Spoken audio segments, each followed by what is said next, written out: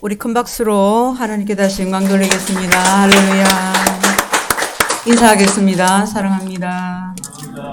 축복합니다. 할렐루야. 오늘도 하나님의 말씀이 우리에게 들려지게 해주셔서 우리로 바른 믿음을 갖게 하시고 또 믿음의 복락을 누리며 사는 자 되게 하시기를 기원드립니다. 우리가 다 복을 받기를 좋아합니다. 목사인 저는 복을 비는 사람이지만 저 역시 고통보다 복이 훨씬 더 좋습니다. 우리나라 사람들이 복을 말할 때 흔히 오복을 말합니다. 수, 부, 강령, 또 고정명, 유호덕. 그래서 오래 살아야 되고 재물을 가져야 되고 또 몸이 건강해야 되고 건강 가운데 특별히 치아를 넣죠, 그죠? 치아의 복이 오복 중에 하나다. 그렇게 딱 집어서 넣기도 합니다. 그리고 또 덕을 끼치기도 하고 받기도 하고 그 다음에는 임종을 잘해야 하고 이 5가지를 오복이라고 합니다. 그런데 이 오복을 다 받기가 쉽지가 않습니다. 열심히 일해서 좀 살만하면 병이 옵니다. 잘 나간다 했는데 객사를 해요. 다 가졌는가 했는데 사방천지적입니다. 인간관계가 안 좋은 거예요. 건강도 하고 인간관계도 좋은데 기본적으로 먹고 사는 게 힘든 사람들도 있습니다. 며칠 전에도 기본 생계가 어려워서 스스로 목숨을 끊은 것으로 보이는 모녀의 죽음이 있었습니다. 이렇게 오복을 갖기가 어렵습니다. 그러면 성경은 복에 대해서 우리가 가져야 할 복에 대해서 뭐라고 말씀하고 있습니까? 우리가 사모하고 구하고 받아야 하는 가장 큰 복은 우리가 하나님 앞에서 의롭다함을 받는 것입니다. 세상은 사람을 여러 모양으로 분류합니다. 피부색에 따라서 황인종, 백인종, 흑인종 그렇게 분류하기도 하고 또는 어느 민족이냐 종족을 따라서 분류하기도 하고 또 남녀노소로 지식의 유무로 지위로 또 빈부에 따라서 구분하기도 합니다. 그러면 하나님은 어떻게 이 땅의 사람들을 분류하실까요? 하나님은 딱 2가지로 분류하십니다. 하나님 보시기에 의로운 사람인가 의롭지 않은 사람인가? 하나님 기준으로 의롭다함을 받는 자는 영생합니다. 이들은 하나님과 함께 영원히 삽니다. 그러나 하나님 보시기에 의롭다함을 받지 못한 자는 영벌을 받습니다. 하나님과 영원히 분리가 되는 것입니다. 하나님이 에덴 동산을 만들었습니다. 우리가 영생이 무엇인지 영벌이 무엇인지 완전하게 세세하게 다 알 수는 없지만 에덴 동산에 살았던 아담과 하와의 모습에서 영생이 어떤 것인지 하나님과 동행하는 삶이 어떤 것인지 우리가 조금은 추측해 볼 수가 있습니다. 그때는 죽음이 없었습니다. 생명나무가 있었기 때문입니다. 생명나무 실과만으로 먹고 영원히 살 수가 있었습니다. 그때는 고통도 질병도 없었습니다. 고난도 없었고 시기와 미움과 질투도 없었습니다. 그러나 죄가 들어왔습니다. 죄가 들어온 후에 아담과 하와가 에덴 동산에서 쫓겨났고 그들에게 죽음이 왔습니다. 질병이 오고 고통이 오고 고난이 왔습니다. 그런데 거기서 끝난 것이 아닙니다. 아담에게 가인과 아벨이라는 2 아들이 있었는데 형 가인이 동생 아벨을 시기해서 돌로 쳐 죽이는 일이 일어났습니다. 지옥이 어떤지를 알고 싶습니까? 이것보다도 몇백 배, 몇천 배는 더 끔찍할 것입니다. 사람들이 모여서 서로 미워하고 죽이려고 합니다. 험담하고 비난하고 비방합니다. 지옥이고 영벌입니다. 성도 여러분, 우리 자신에게 한번 질문해 보십시다. 나는 과연 하나님 앞에서 의롭다 함을 받았는가? 나는 의로운가? 하나님 기준에서 내가 과연 의로운 자인지 우리는 자신에게 질문해 보아야 합니다. 이단 구원파에서 이런 질문들을 잘 합니다. 그들이 전도하러 오면 야 저는 교회 다닙니다. 그렇게 얘기를 보통 하죠. 그러면 그들이 하는 질문의 거의 첫 번째, 두 번째가 당신은 그러면 의인입니까? 당신은 의롭습니까? 질문합니다. 그런데 이 질문에 대해서 나는 의인입니다 라고 답하는 사람이 별로 없습니다. 그 질문을 받으면 흔들립니다. 유혹을 받습니다. 우리가 어떻게 의롭게 됩니까? 내가 의롭게 되는 것에 대한 확신이 없으면 이 질문에 대해서 답할 수가 없는 것입니다. 질문을 받고 생각을 해봅니다. 나는 남에게 사기친 것도 없고 도둑질한 것도 없고 욕한 것도 없고 그러니까 나는 의인입니다. 또 생각해 보니까 내 마음에 죄가 있는 것 같고 내가 뭘 잘못한 것 같고 그러니까 나는 의인이 아닙니다. 그렇게 대답을 합니다. 의인이 되는 것은 나에게 내 안에 죄가 없어야 된다고 생각하기 때문입니다. 우리는 하나님 앞에서 어떻게 의롭다함을 받습니까? 하나님 앞에 의롭다함을 받는 것을 신학적으로 칭의라고 합니다. 하나님 앞에서 의롭다고 칭한다, 의롭다고 간주된다 하는 뜻입니다. 나는 의롭지 않습니다. 내 마음에 죄가 있습니다. 과거에 지은 죄가 아직도 해결되지 않았습니다. 그런데도 하나님께서 나를 의롭게 봐주시는 것, 의롭게 간주해 주시는 것입니다. 하나님이 우리를 의롭다고 하실 때는 죄인인 나의 모습 그대로를 보지 않으시고 나를 보시는데 예수님을 통해서 나를 보시는 것입니다. 나는 죄인입니다. 죄를 많이 지었습니다. 내 마음에 미움이 있고 시기가 있습니다. 사람들이 보지 못하지만 내 안에는 죄가 많이 있습니다. 그런데 하나님이 나를 보실 때 분명히 내 죄가 그대로 다 하나님 앞에서 보이지만 내가 예수님을 구주로 믿으면 어떤 일이 생깁니까? 예수님이 내 앞을 딱 가로막아 서시는 겁니다. 십자가에서 피 흘리신 그 보혈로 내 죄를 다 덮으시고 죄인인 나를 딱 막아 서서 하나님은 나를 보시는 것이 아니라 예수 그리스도를 통해서 나를 보게 되시는 겁니다. 이것이 바로 칭의입니다. 우리가 영생하려면 하나님과 영원히 함께 살려면 우리는 칭의 받아야 합니다. 그럼 어떻게 칭의 받습니까? 성경은 오직 한 가지를 말씀합니다. 칭의는 오직 믿음으로 받는다. 여기 예배드리는 우리 대부분은 수없이 들었던 말씀입니다. 그런데 그 의미를 제대로 아는 사람이 적습니다. 당신은 하나님 앞에서 의롭습니까? 하나님께 의롭다함을 받았습니까? 물으면 제대로 답을 못합니다. 수없이 들었지만 확신이 없는 것입니다. 그 의미를 제대로 깊이 깨닫지를 못했기 때문입니다. 설교를 듣습니다. 성경 공부를 합니다. 그런데도 확신이 없습니다. 이유가 뭘까요? 성경은 그 이유를 먼저 사단이 우리가 복음을 듣지 못하도록 우리 마음을 혼미하게 하기 때문에 듣기는 듣는데 제대로 못 듣는 거예요. 마음이 어지러워서 못 듣는 겁니다.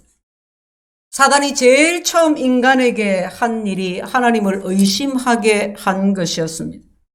창세기 3장에 보면 아담과 하와가 잘 살고 있습니다. 행복하게 잘 살고 있는데 어느 날 사단이 찾아옵니다. 피조물 가운데서 가장 아름다운 모습으로 찾아온 사단에게 아담과 하와가 친근감을 가졌습니다. 사단이 하와에게 교묘하게 질문합니다. 하나님이 정말 동산 모든 나무의 실과를 열매를 먹지 말라고 하시더냐? 하와가 답합니다. 하나님이 동산 모든 나무의 열매를 마음대로 다 먹되 선악을 알게 하는 나무 열매는 먹지도 말고 만지지도 말라고 하셨어. 사단의 질문에 답하면서 하와에게 이상한 생각이 들었습니다. 하나님은 자비로운 분이신데, 하나님은 사랑이 많은 분이신데, 모든 나무의 열매를 다 마음대로 먹게 하셨는데 왜 선악과는? 그러면서 하와의 눈이 어디를 향할까요? 선악과를 향합니다. 그 순간에 하나님이 그 동산에 모두 먹게 하신 그 모든 것의 의미가 다 없어져 버립니다. 하와가 뭐라고 대답했다고요? 하나님이 동산 모든 나무의 열매는 먹되 동산 중앙에 있는 나무의 열매는 먹지도 말고 만지지도 말라고 하셨어. 하나님이 언제 만지지도 말라고 하셨습니까? 하나님이 그렇게 말씀하신 적이 없습니다. 그런데 왜 그렇게 말했나요? 사단의 질문을 듣고 선악과를 딱 보니까 그런 마음이, 그런 생각이 탁 드는 거예요. 야, 하나님 정말 너무하시네. 왜 저거 먹지 말라 하시지? 다른 다 먹게 한 거는 아무 의미가 없어지고 왜 저거는 먹지 말라 하셨지? 나를 사랑하지 않으시나? 이런 마음이 드는 겁니다. 거기에다 사단이 하나님이 왜 선악과 열매 먹지 말라 하신지 알아? 그거 먹으면 하나님과 똑같이 되거든. 그거 알고 못 먹게 하시는 거야. 사단이 하와의 마음에 의심을 만들었습니다. 의심이 생기는 순간 하와가 선악과 열매를 따먹었습니다. 에덴 동산에서 하와를 타락시킨 사단은 지금도 역사하고 있습니다. 범죄한 후에 아담과 하와는 즉시로 하나님 앞에 나아가서 회개를 해야 하는데 그들은 숨어버렸습니다. 자신들의 벌거벗은 수치를 보고 자기 힘으로 자기 노력으로 그 수치를 가리려고 했습니다. 무화과 나무 잎으로 자기 몸을 가렸습니다. 그러나 하나님께서는 아담과 하와를 에덴 동산에서 내보내실 때 너희는 너희의 힘으로 너희의 노력으로 너희 죄를 가릴 수가 없다 하시면서 그들에게 가죽 옷을 입혀 주셨습니다. 인류 역사상 최초로 짐승을 죽이셨습니다. 그리고 하나님은 인류에게 하나님께 제사 드리는 방법을 가르쳐 주셨습니다. 너희가 나와 교제를 하려면, 너희가 나에게 나오려면 너희가 의로워야 하는데 너희가 의롭게 되는 것은 너희 행위로는 안 돼. 누군가 너희를 대신해서 피를 흘려야 한다. 너희를 대신해서 피 흘릴 자 구세주가 오실 때까지는 임의로 나에게 나올 수 있도록 제사를 가르쳐 주마. 그래서 짐승을 잡아서 피 흘려 제사하는 방법을 가르쳐 줬어요. 그래서 구약의 사람들, 옛날 사람들은 제사를 통해서 하나님께 나아간 것입니다. 자, 이제 아담과 하와가 에덴에서 쫓겨났습니다. 아들들이 장성합니다. 그런데 첫째 아들 가인이 열심히 농사해서 하나님 앞에 그 곡식을 가지고 이제 하나님 앞에 바치고, 둘째는 양을 쳐서 양을 잡아서 바쳤습니다. 그런데 하나님께서 이 두 아들의 제사를 아벨은 받으시고 가인의 제사는 받지 않으셨습니다. 곡식으로 드린 제사는 받지 않으시고 짐승을 잡아 피 흘린 제사를 받으셨습니다. 이걸 보니까 가인이 시기심이 발동을 했어요. 아벨을 시기해서 동생 아벨을 돌로 쳐 죽였습니다. 행위가 믿음을 죽인 것입니다. 사단이 에덴 동산에서 아담을 타락시키고 또 사단은 지금도 이와 같이 인류를 또 우리를 유혹해서 타락으로 이끌어갑니다. 의롭게 되는 것은 오직 믿음으로 됩니다. 믿음으로 하나님 앞에서 의롭다함을 받습니다.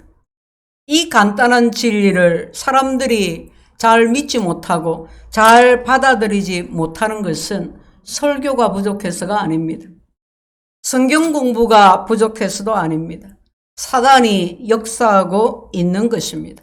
사단이 믿지 아니하는 사람들의 마음을 혼미하게 해서 그 마음에 그리스도의 영광이, 그리스도의 복음의 빛이 비치지 못하도록 방해하는 것입니다. 사단의 이 일이 갈라디아 교회에도 계속되었습니다.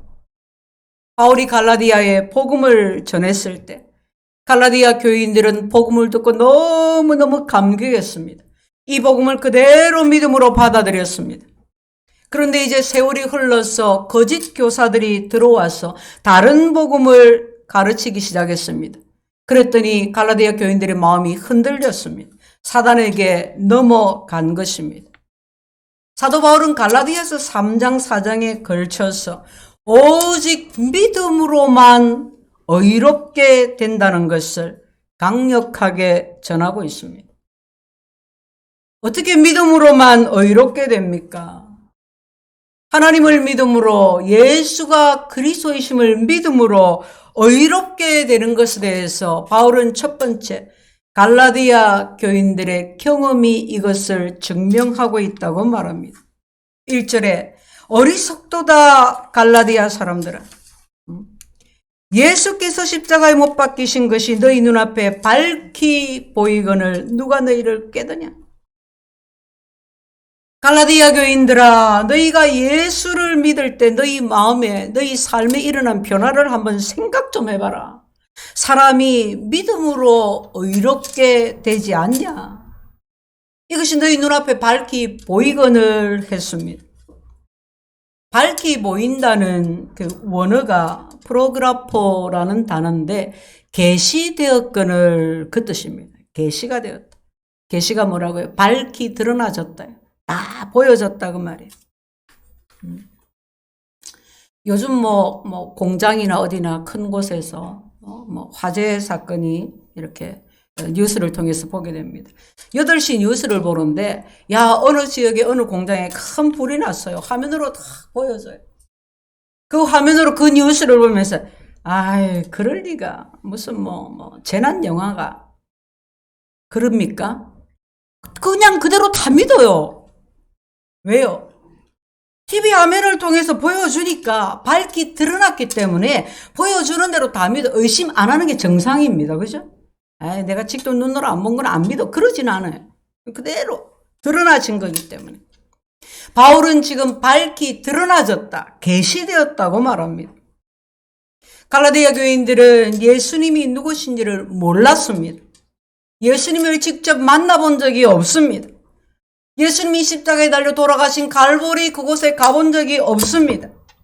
그러나 바울이 그들에게 와서 복음을 전했을 때 그들은 실제로 보지를 못했지만 예수님이 나를 위해 십자가에 달려 돌아가셨다는 것을 눈으로 확실히 본 것처럼 그대로 깨닫게 되고 그대로 알게 되고 그대로 믿게 되었습니다. 저는 갈보리에 가본 적이 없습니다. 저는 이스라엘에 예루살렘에 가본 적이 없습니다. 저는 예수님을 본 적이 없습니다. 그러나 저녁 8시 뉴스에서 어디 공장에 큰 불이 났다는 그 뉴스보다도 예수님이 나를 십자가 위에서 죽으셨다는 것을 몇백 배, 몇천 배로 저는 확신합니다. 설교를 들을 때는 믿어지고 집에 돌아가면 잘 안 믿어지고 잘 모르겠고가 아닙니다. 바울이 지금 이렇게 말하고 있는 것입니다. 갈라디아 교인들아, 너희가 예수 그리스도의 십자가를 믿음의 눈이 뜨여져서 영안이 열려서 확실하게 보지 않았냐? 그래서 너희가 예수를 믿지 않았냐? 그 믿음이 너희를 의롭게 한 것이 아니냐? 너희가 이것을 경험하지 않았냐? 그렇게 말하고 있는 것입니다. 할렐루야. 갈라디아 교인들이 믿고 경험한 사실을 통해서 믿음으로 의롭게 된다는 것을 증명하고 있습니다. 두 번째는 성령 받은 경험을 통해서 증명합니다. 내가 너희에게서 다만 이것을 알려 하노니 너희가 성령을 받은 것이 율법의 행위냐 혹은 듣고 믿음으로냐. 예수님을 믿으면, 예수님을 믿고 영접하면 그 순간 예수의 영이, 성령이, 하나님의 영이 내 안에 들어오십니다. 볼지어다 내가 문 밖에 서서 두드리노니 누구든지 내 음성을 듣고 문을 열면 내가 그에게로 들어가 그로 더불어 먹고 그는 나로 더불어 먹으리라. 성령님이 내 안에 내조하십니다. 율법으로 성령 받지 않습니다. 도덕적으로 흠이 없어서 성령 받는 것이 아닙니다. 도덕적으로 온전하지 못해도 성령 받습니다. 오직 믿음으로, 듣고 믿음으로 성령 받습니다. 오직 믿는 자에게 성령이 임하십니다. 성령이 내 안에 들어와서 내주하시고, 성령이 나를 감동시키시고, 그리고 각 사람의 믿음의 분량을 따라 성령께서 충만히 역사하시는 겁니다. 바울은 갈라디아 교인들에게 그들이 듣고 믿음으로 성령이 임하신 그 경험을 통해서 이 진리를, 이 교리를 상기시킵니다. 하나님이 죄의 유혹을 이길 수 있는 능력을 주시는데 언제 주셔요? 예수님 믿을 때. 갈라디아 교인들이 예수님 믿을 때 받는 세상을 이기는 능력, 예수님 믿을 때 받는 성령이 임하신 그 경험들, 갈라디아 교인들이 경험한 것입니다. 그런데 이상한 일이 난 거예요. 누가 너희를 꾀드냐? 누가 너희를 꼬셨냐? 이 말. 유혹이 있었습니다. 어떤 유혹입니까? 그래, 구원은 믿음으로 받아. 그런데 믿음만 가지고는 안 돼. 믿음에 플러스 의식이 있어야 돼. 관습을 잘 지켜야 돼. 즉 믿음 플러스 행위가 있어야 된다는 것입니다. 잘 믿던 갈라디아 교인들이, 잘 믿는 줄 알았던 갈라디아 교인들이 여기에 흔들리기 시작했습니다. 그래서 바울이 어리석도다 갈라디아 사람들아, 너희가 왜 이렇게 어리석냐? 어떻게 이렇게 어리석을 수가 있느냐? 이 말. 시편 53편 1절은 어리석은 자는 그 마음에 이르기를 하나님이 없다 한다 그랬어요. 어리석음을 영적인 것과 연관시켰습니다. 왜 그렇게 어리석냐? 예수님이 돌아가시고 낙심해서 엠마오로 가던 제자들에게 예수님이 친히 찾아오셨습니다. 예수님이 구약의 복음을 설명하시면서 메시아가 죽었다가 다시 살아날 것에 대해서 말씀하셨습니다. 그러나 그들은 바로 옆에 계신 예수님을 두고도 예수님을 믿지 못했습니다. 그러자 예수님이 이렇게 말씀하십니다. 누가복음 24장 25절에 이르시되 미련하고 선지자들이 말한 모든 것을 마음에 더디 믿는 자들이여. 마음이 미련해서 못 본다. 더디 믿는다. 그게 너무나 어리석다. 성도 여러분, 갈라디아 교인들만 어리석은가요? 그렇지 않습니다. 오늘날 교회 안에 어리석은 사람들이 얼마나 많은지 모릅니다. 교회 생활은 잘하는 것으로 보입니다. 예배 잘 참석합니다. 설교와 기도와 찬양과 봉헌하면서 은혜를 누립니다. 마음이 편안하다고 합니다. 오늘도 내가 예배를 잘 드렸구나 뿌듯하기도 합니다. 그런데 보면 그 안에 복음이 없습니다. 그 안에 예수가 없습니다. 수십 년 교회 다니면서도 복음에 반응하지 않는 사람들이 많습니다. 여전히 교회 다닙니다. 예배 나옵니다. 그러나 수많은 사람들이 은사를 쫓아갑니다. 수많은 사람들이 병고침 받기에 주력합니다. 언제 이사를 가야 할까요? 우리 딸이 누구랑 결혼하면 좋을까요? 사업을 해야 할까요? 접어야 될까요? 온통 관심이 그런 것들입니다. 설교를 들을 때 딱 거기에 맞으면, 자기의 필요가 딱 채워지는 것 같으면 은혜 받았다고 합니다. 교회 다니는 것이 그저 이런 복을 받기 위해서, 그저 나의 유익을 위한 것이 우선입니다. 그러는 사이에 자꾸 복음은 뒷전이 됩니다. 예수님이 십자가 위에서 완성하신 그 놀라운 복음이 자꾸만 멀어져 갑니다. 갈라디아 교회만의 문제인가요? 아니요. 우리 문제입니다. 오늘 우리의 문제인 것입니다. 겉으로는 잘 믿는 것 같은데 실상은 믿음이 아닙니다. 여전히 내 열심으로 내 방법을 쫓아가고 있는 것입니다. 그저 목사가 잘했다고 지지해주고 위로해주면 더 좋은 것입니다. 사람은 오직 믿음으로만 의롭다함을 받습니다. 이것이 우리 신앙생활의 시작이고 마지막이라는 것을 명심하시기 바랍니다. 마음에 깊이 새기시기를 바랍니다. 복음을 올바로 깨닫고 매일매일 그 복음의 감격 가운데 살아가시기를 바랍니다. 예수님, 주님 할 때마다 십자가라는 말만 들어도 가슴이 뜨거워져야 합니다. 설렘이 있어야 합니다. 내가 하나님 앞에 의롭다함을 받았다. 내가 하나님 앞에서 의인이다. 여러분, 세상에 기쁠 일이 몇 개나 있어요. 나이가 들어갈수록 살아갈수록 기쁠 일이 별로 없어요. 기쁠 일 하나 없어도 내가 하나님 앞에서 의롭다 하심을 받았다는 이 한 가지 때문에 우리는 엄청나게 기뻐해야 합니다. 세 번째는 성경의 예를 통해서 증명하고 있습니다. 본문 6절은 창세기 15장을 인용했습니다. 하루는 아브라함이 집에서 거니고 있는데 하나님이 찾아오셨습니다. 하나님이 대뜸 이렇게 말씀하십니다. 아브라함아, 나는 너의 방패요 너의 지극히 큰 상급이라. 나는 너의 방패요 하는 말씀은 별 이유가 없습니다. 조카 롯이 소돔 왕에게 잡혀갔을 때 아브라함이 하인 318명을 데리고 가서 소돔 군대를 물리치고 조카 롯을 구해왔을 때 그때 하나님께서 아브라함아, 내가 너의 방패라 하셨습니다.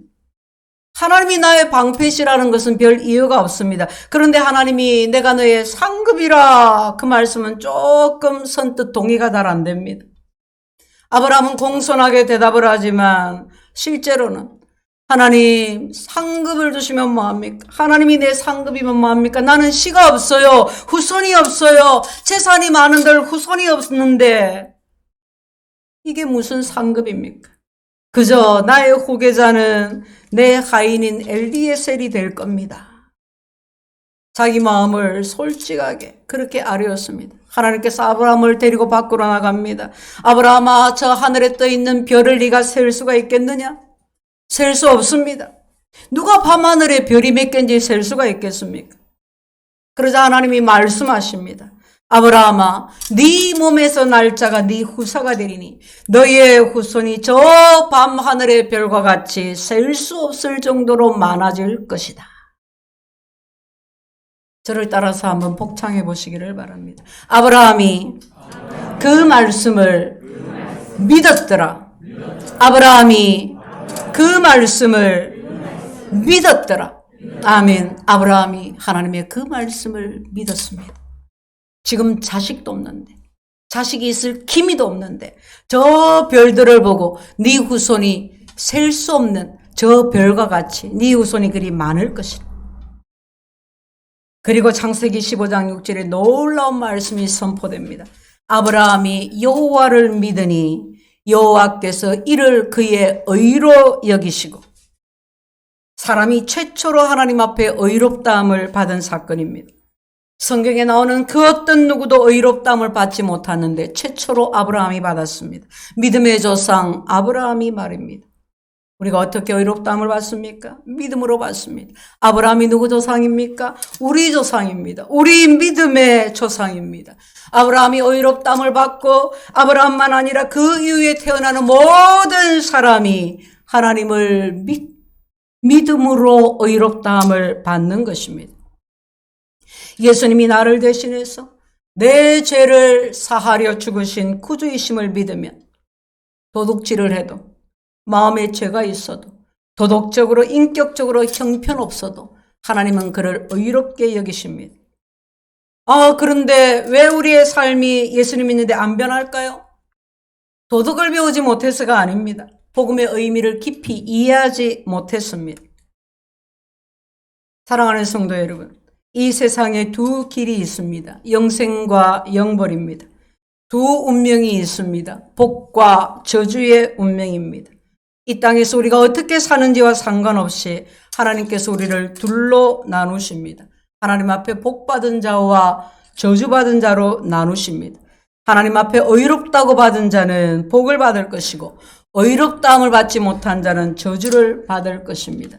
이미 우리가 예수님을 구주로 믿음으로 복을 받은 줄로 믿습니다. 사랑하는 성도 여러분, 우리 모두 믿음으로 의롭게 되는 이 길을 힘써 달려나가는 복된 성도들 다 되시기를 주의 이름으로 축원드립니다. 아멘.